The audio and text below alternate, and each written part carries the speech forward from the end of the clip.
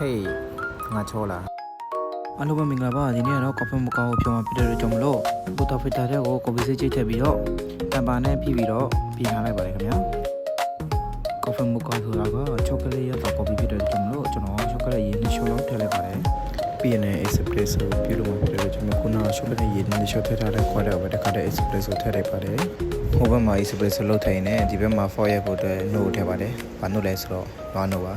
အခုကတော့လက်သေးအောင်ဆွဲဖို့အတွက်မြုပ်ရပါမယ်မြုပ်ရလို့ပြီးသွားပြီဆိုရင်ပုံမှန်တက်နေတဲ့အမြုပ်ကိုညှိပါမယ်ညှိပြီးသွားရင်ကျွန်တော်ဆွဲနေကြလက်သေးအောင်တော့ကျွန်တော်ခြိုက်ဆုံးနဲ့ကျွန်တော်အများအားဆွဲလေးဆွဲတာရှိတဲ့ဆွမ်းအောင်ဆွဲပါမယ်ဆွဲနေကြမလို့လည်းမသိဘူးထွက်လာတဲ့စောက်တလွဲထွက်လာပါတယ်